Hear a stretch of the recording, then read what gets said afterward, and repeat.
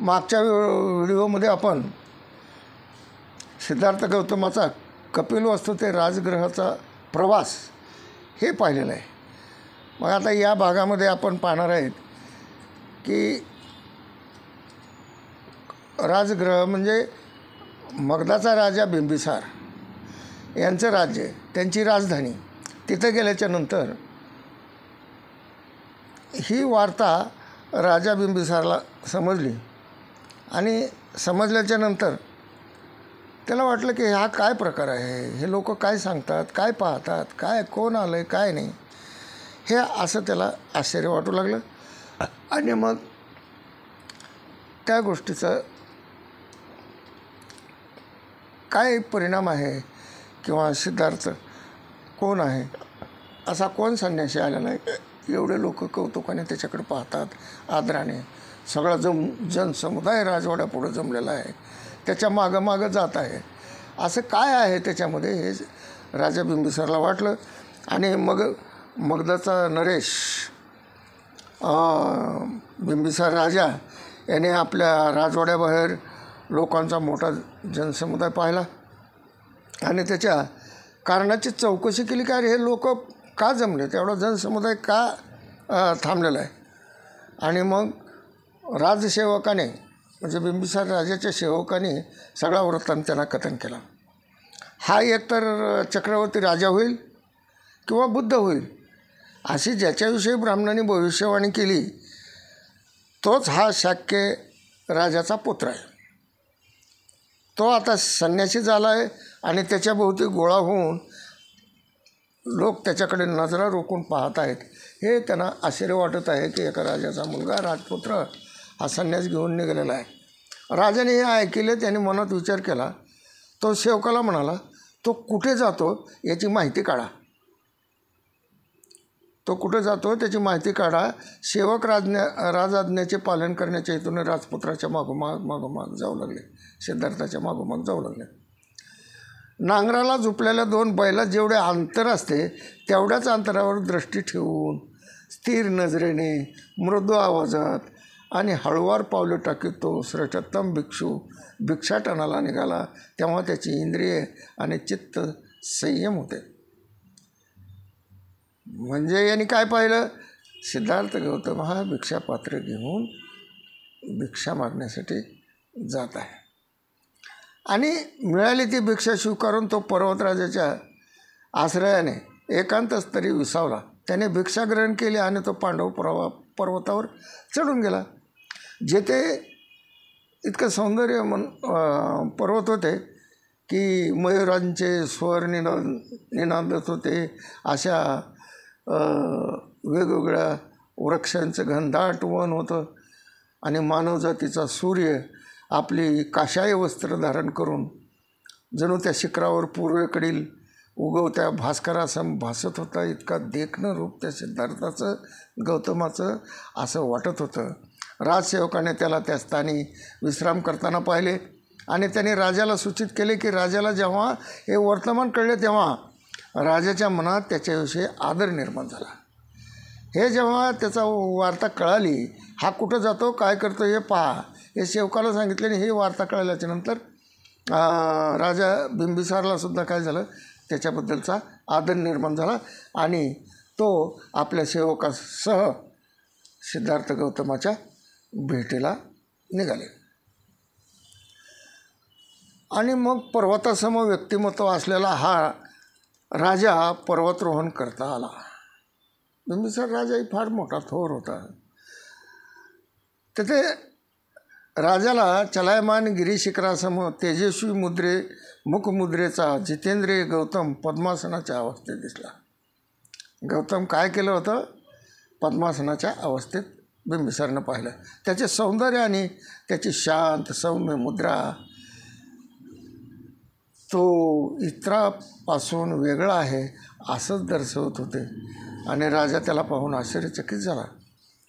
त्याच्याप्रती प्रेम आणि मैत्रीच्या भावना घेऊन तो श्रेष्ठ राजा सिद्धार्थ गौतमाच्या निकट गेला, जवळ गेला आणि बिंबिसारला त्याच्या निकट जाऊन त्याने शालीनतेने त्याचे कुशल विचारले. म्हणजे कसं काय बाबा, आपण म्हणतो ना ख्याली कुशाली विचारली बाबा असं तसं. आणि शालीनतेने गौतमाने आपण स्वस्थ चित्त व रोगमुक्त असल्याचे सांगितले. म्हणजे मी सगळा ठाकठीक आहे, माझं सगळं काही ठीक आहे असंच त्या गौतमानं राजाला उत्तर दिले. राजाने त्याच्या निकटच सपाट स्वच्छ खडकावर आसन ग्रहण केले. एका खडकावर राजा बसला त्याच्यासमोरच.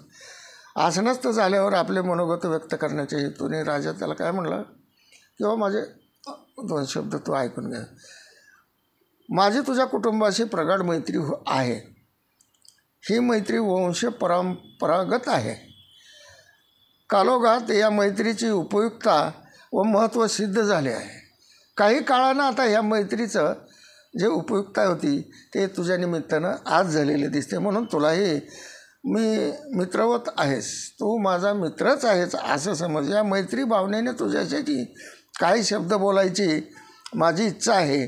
माझे शब्द तू लक्ष देऊन ऐक असं अर्जव तो सिद्धार्थ गौतमाला करू लागला बिंबिसार राजा. आणि मग त्यानं उपदेश सुरू केला राजानं गौतमाला. तू सूर्यवंशी आहेस, तू यौवनाच्या भरात आहेस, तारुण्यात आहेस, तुझे सौंदर्य अप्रतिम आहे. म्हणूनच या सर्वांशी विसंगत राजत्याग करून संन्यास धारण करण्याच्या तुझ्या संकल्पनेचे मला आश्चर्य वाटते. अरे तुझं राजपुत्राचं काय म्हणजे वैभव सोडून, तुझं वय वगैरे सोडून तो हा राजत्याग केला, संन्यास घेतला, याचं मला आश्चर्य वाटतं. तुझी काया रक्तचंदनाच्या गंधनासारखी योग्य आहे. ही काया जाड्या भरड्या काशाही वस्त्राच्या स्पर्शाला योग्य नाही असं बिंबिसार राजा सांगायचा. तुझे बलशाली भाऊ प्रजा रक्षणासाठी योग्य आहेत. तुझे हे भाऊ दंड जे आहे ना प्रजेच्या रक्षणासाठी योग्य आहेत. हे लोकांनी दिलेली भिक्षा ग्रहण करण्यासाठी नाहीत. म्हणून सौम्य संयत युका पित्रक राजाचा वारसा स्वीकारण्याची तुझी इच्छा नसेल तर मी माझे अर्धे राज्य तुला देतो, कृपया तू स्वीकार कर. म्हणजे तुला वाडवडिलाची प्रॉपर्टी नको असेल, त्यांची सत्ता नको असेल असं वाटत असेल तर मी माझे स्वतःचे राज्य तुला निम्मे राज्य देतो. तू जर करशील तर तुझं स्वजनाचा, तू जर करशील तर तुझ्या राज्यातील लोकांना कुठलंही दुःख होणार नाही. आणि जे स्थिर चित्त आहेत त्यांच्याच काळात ओघाने त्यांच्या काळाच्या ओघात सत्ता आणि संपत्ती शरण जाते. म्हणून कृपया माझी विनंती स्वीकारावी असं मला वाटतंय. अशी विनंती बिंबिसार राजाने गौतमाला केली. तुझा वंशाभिमान माझी विनंती स्वीकारण्याच्या आड येत असेल तर उठ, उभा हो, धनुष्यबाण घे. माझे असंख्य सेना तुझ्यासोबत आहे. मित्र म्हणून मीही तुझ्यासोबत आहे. आपल्या शत्रूवर विजय प्राप्त कर आणि राज्य संपादन कर. तू राजा हो, चक्रवर्ती राजा हो, मी तुझ्यासोबत आहे. माझं सहकार्य दे. जगात पुरुषासाठी तीनच पुरुषार्थ आहेत. धर्मानुसार अर्थ व कामाची प्राप्ती कर, त्यानंतर मोक्षाचा विचार कर, त्यानंतर मोक्षाचा विचार कर. आताच करू नको. जीवनात काम प्रथम आणि मोक्ष नंतर असाच क्रम आहे. सिद्धार्था, जीवनात धर्म, अर्थ आणि काम हेच 3 पुरुषार्थ आहेत. मृत्यूनंतर जगाशी आपला काही संबंध संपतो, कारण जग आपल्यासाठी संपलेलेच असते. म्हणून तू या 3 पुरुषार्थाच्या प्राप्तीचे प्रयास कर व आपले जीवन सफल होऊ दे. असे म्हणतात की जेव्हा धर्म, अर्थ आणि काम या पुरुषार्थाची पूर्णत्वाने प्राप्ती होते तेव्हाच पुरुषाचे जीवन पूर्ण अंशाने सफल होते, त्याला मोक्ष प्राप्त होतो. असा उपदेश बिंबिसार राजा सिद्धार्थाला करत होते. धनुष्य बाण धारण करण्यास सर्वार्थाने समर्थ अशा या बाहूंना निरुपयोगी राहू देऊ नको. तुझे बाहू मजबूत दणकट आहे, तुझी छाती सिंहासारखी आहे. ही प्रत्येकीच काय पण तिन्ही जगात जिंकण्याचे सामर्थ्य तुझ्या बाहूमध्ये आहे अशी स्फूर्ती बिंबिसार राजा सिद्धार्थ गौतमाला देऊ लागला. आणि मी स्नेहवश तुझ्याशी बोलतो आहे, मी प्रेमानं बोलतो आहे, मी जीवानं बोलतो आहे, माझ्या काळजापासून बोलतो आहे. मी राजा लोभाच्या भावनेने किंवा तुझ्या संन्यासाचा वेश पाहून असूयेने म्हणजे एक कृपादृष्टी म्हणून बोलत नाही. मी हृदयापासून, माझे हृदय स्नेहसिक्त आहे, माझ्या नयनात अश्रू तरळत आहे, मला दुःख होतं आहे. तू राजपुत्र एवढा शरीरानं धष्टपुष्ट असताना तो हे जे निर्णय घेतलेला आहे त्याच्याबद्दल मला माझ्या डोळ्यात अश्रू तरळत आहेत. संन्यासी व्हायची अभिलाषा असलेला तू आपल्या वंशाचा मानबिंदू आहेस, तो आपल्या वंशाचे वैभव आहेस. सध्या विषय भोगाचा आनंद मानण्याची वेळ आहे. जेव्हा वार्धक्य येईल ना तेव्हा सारे शरीर सौंदर्य लयास गेलेले असते. जेव्हा तुला नंतर काही करावं वाटेल, अरे हा त्याग करायचा, हा संन्यास घ्यायचा कधी? वार्धक्य आल्यानंतर. आताच काय? आणि तेव्हा तू संन्यासी व्हायचा विचार केला तर ते कदाचित योग्य होईल वार्धक्य आल्याच्या नंतर. वृद्धापकाळी धर्मकार्याने पुण्य संपादन करावे. वार्धक्य सुखोभोगासाठी अनुपयुक्त आहे. म्हणून म्हटले आहे की यौवन सुखोभोगासाठी, प्रौढत्व धन संपत्तीसाठी आणि वृद्धापकाळ धर्मकार्यासाठी योग्य आहे. यौवनाचे धन आणि धर्माची वैर. जेथे सुख आहे तेथे यौवन आहे, जेथे सुख आहे तेथे यौवन आहे, जेथे सुख उपलब्ध आहे तेथे यौवन त्याच्या आस्वादाची संधी सोडत नाही.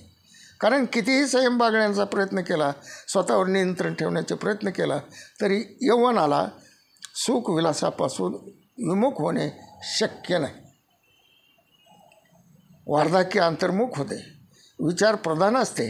वार्धक्यात माणूस प्रकृतीने शांत आणि गंभीर होतो. वार्धक्यात आत्मसंयम सहज शक्य होते. यौवन चंचल आहे, क्षणभुरंगुर आहे, अशांत आहे, स्वस्थ आहे, अदूरदर्शी आहे, असावधान आहे, वंचक आहे. महत्त्वाचे म्हणजे भौतिक सुखाशी निगडीत आहे. म्हणून यौवनावस्था पार केल्यावर माणूस सुटकेचा श्वास सोडतो. भयानक जंगलातून आपण सुरक्षित पार पडलो असे त्याला वाटले. म्हणून चंचल क्षणिक यौवन ओसरू नये. आपले आरंभिक जीवन सुखविलासासाठीच आहे. यौवनात इंद्रियासम संयम ठेवणे, त्यांना भोगविलासापासून वंचित ठेवणे शक्य नाही. सिद्धार्था, माझं तू ऐक. किंवा धर्मच जर खरोखरी तुझ्या अंतिम ध्येय असेल तर तुझ्या कुटुंबाच्या थोर परंपरेनुसार यज्ञ कर, आहुती दे. यज्ञ आहुतीच्या माध्यमातून श्रेष्ठतम स्वर्गाची प्राप्ती होऊ शकते. कारण जे ध्येय ऋषीमुनी त्याग तपश्चर्येने माध्यमातून साध्य केले तेच ध्येय बाहूवर नाना प्रकारचे अलंकार लिहून शिरावर रत्नरचित मुकुट धारण करणाऱ्या राजश्रीनी यज्ञाने आहुतीच्या माध्यमातून साध्य केले आहे.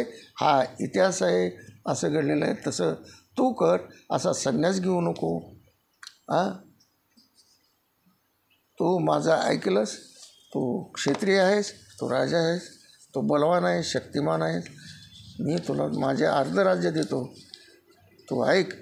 आणि तू क्षत्रियासारखं सध्या राजविलास भोग, राज्यावर बस, तुझं राज्य कर, मी तुझ्यासोबत आहे, असं बिंबिसार राजाने सिद्धार्थाला सांगितला, असा उपदेश केला. आता याच्यानंतर पुढच्या भागात सिद्धार्थाने काय उत्तर दिले हे आपण पुढच्या भागात पाहू आणि इथंच थांबू. धन्यवाद. व्हिडिओ आवडला तर लाईक करा, सबस्क्राईब करा आणि शेअर पण करा. धन्यवाद.